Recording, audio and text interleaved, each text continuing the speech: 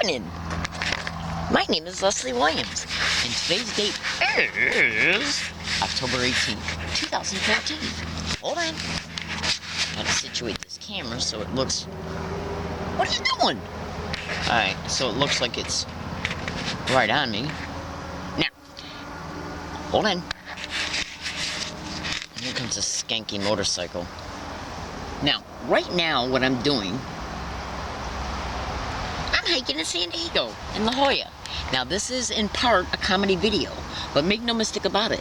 In my comedy videos, I also will and can include, or will include informative statements, even predictions pertaining to what could happen concerning me, about me, around me, towards me, or against me as a result of me being a victim, target, and activist concerning the criminal expeditions of what is known as gang stalking. Organized stalking. And don't mistake my comical posture, okay, for being, look, I mean, when somebody sees you being comical in a video while you're talking about being a victim of a crime, they might conclude that the victimization, they might mistake that the depth of the victimization as being minimal, okay? Because if they were really a victim of a crime in a bad way, an extremely bad way, they wouldn't be acting comical. They would be talking about it. Well, ladies and gentlemen, fellow American citizens, fellow Californians, and fellow La Jollans, understand, please. I have got hundreds, and I bet right now I have at least 3,000 videos online. And at least 97.689% of all of them are serious. So, every now and then I make a comedy video. Sometimes my comedy videos will be complete comedy videos, but most of my comedy videos have statements where have moments in them where I'm acting completely serious. In fact, in all my comedy videos, I at least switch out of the comical posture, which I intentionally have in the video, in order to be able to show you how I really am, which in part I've already started to do. And the reason why that is because I don't want them to mistake my comical posture for being how I really am. Getting back to my comical moments. Now, what am I doing right now? Well, flat out, hanging. See, as a result of being a gang stalking target, targets of gang stalking are created homelessness. They experience homelessness as a result of the perpetrators who are perpetrating the criminal reality of gang stalking towards them. They are the responsible parties for the created homelessness and how it's kept covertly managed. Hold on. Now, so what I'm doing is I'm making the best of it. Case in point, I am very grateful to my Heavenly Father for providing for me in reference to what I have that is helping me sustain my life. Hold on. I'm making some burritos, and so I gotta stir my taco meat. Hold on.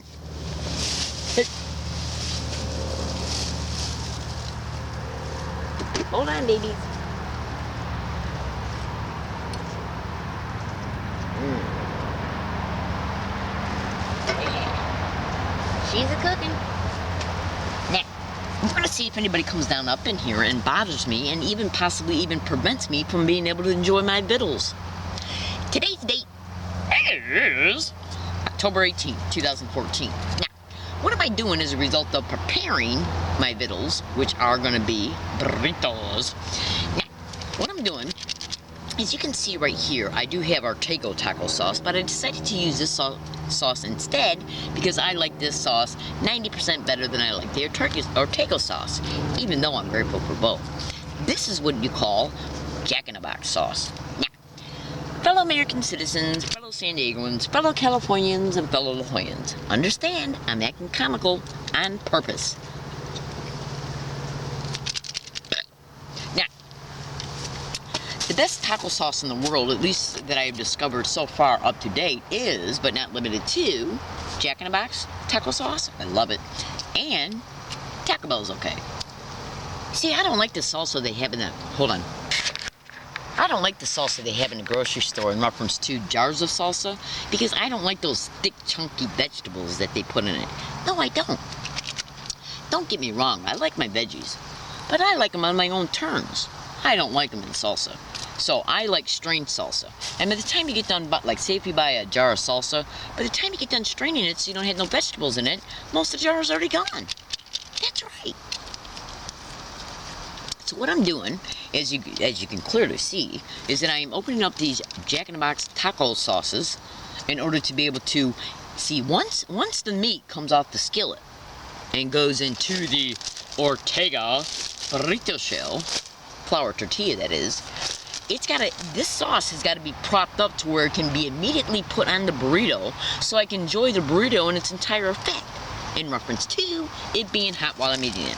And it's not going to be as hot as it could be if I had to stop and open up all these taco, Jack in the Box taco sauce packets after the meat has already been put on the shelf. See, it's all about preparation. So, what are you doing? Okay, I want to know what you're doing right now. You're not farting, are you?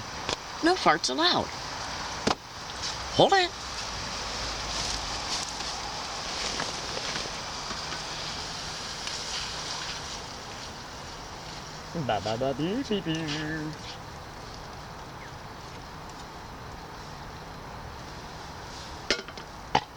Now, as a result of the covertly created and covertly managed homelessness that I am experiencing as a result of being a gang stalking target, what I do is make the best of it mentally,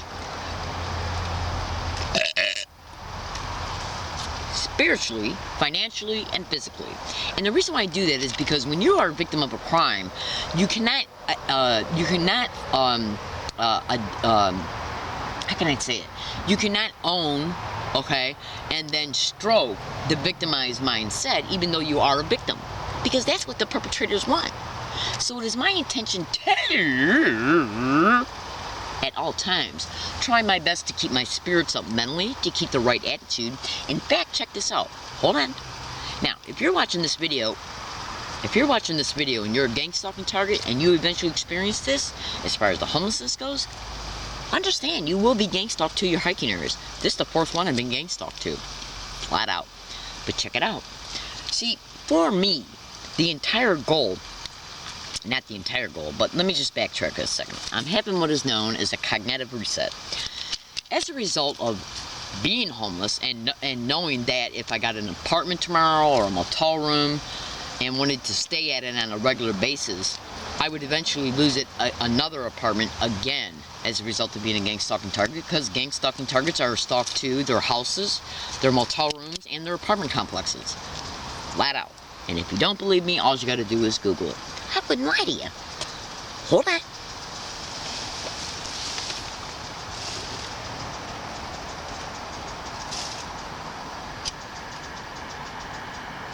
Alright, I am now warming up the tortilla shells. Let me check how many minutes I got left on this, because I'm trying to make videos that are only 15 minutes or long, or shorter. Now, the point being is that if you're homeless for whatever reason, but especially if you're homeless because being a gang stalking target, the whole goal in surviving this criminal reality is to try your best to keep a positive mindset and a positive attitude. And I know it's extremely hard because gang stalking targets are harassed everywhere they go, every single day, through one form or another. We're brutally assaulted in even some of the worst ways you can think of. And the homelessness in itself can create and reinforce any type of depression, major depression, whatever other kinds of depression there are. And I'm talking clinical, because when a person is harassed on a daily basis, including being assaulted, robbed, even worse, while they're experiencing the homelessness, okay, it's very hard to keep a positive mindset. So one of the things that you can do in reference to surviving the homelessness while you're surviving the gang stalking is to not only try to adopt self-affirmations, which I know can sound new agey. Believe me, I'm not new agey at all. I'm a Christian. I try my best to be a good Christian on a daily basis in all of my affairs, including my thinking. But the point being is this: it's very important for a Christian to pray and give thanks to their Heavenly Father for what they still have.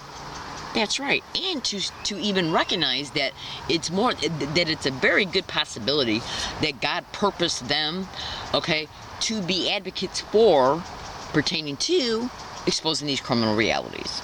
so the public can become aware that they exist, so they can educate themselves in order to be able to make informed decisions pertaining to protecting their loved ones and their property. Now, getting back to my comical moments, the point being is this. Even when you're not homeless, one of the best ways in order to be able to keep a healthy, in order to keep your brain healthy, is to put structure in your life. Just like when you're raising a child and you want your child to live in a structured home where the child has to go to bed at a certain time, wake up at a certain time, be attentive to their homework, prioritizing their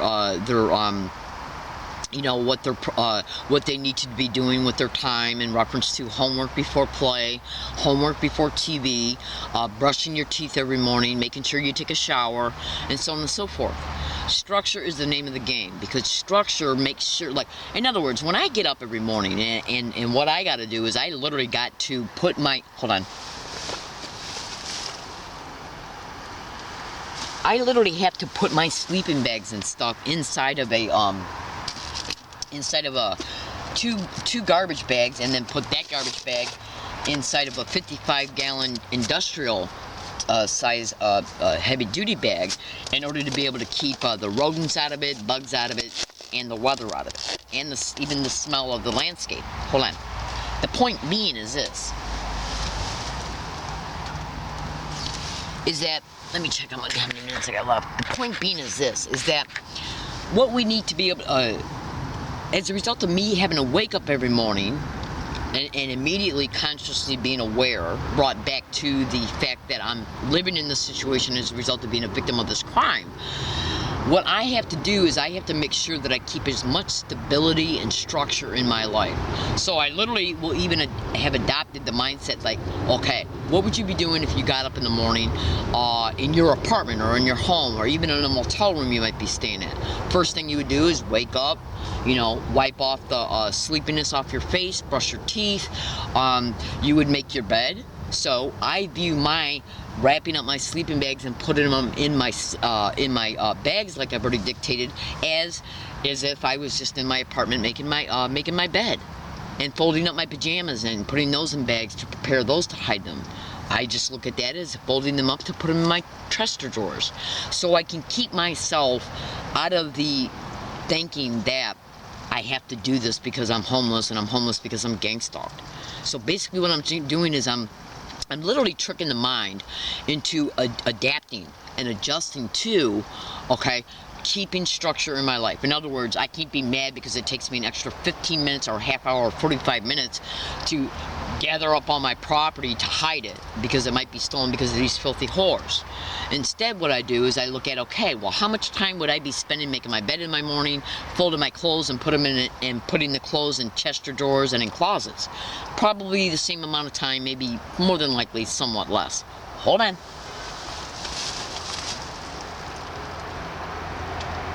But the point being is this, is that if you constantly think to yourself, well, I got to go out of my way and do all this because I'm being gang stalked and I don't want my property to be stolen, then what you're doing is staying mentally focused on the victimization, even though it is victimization.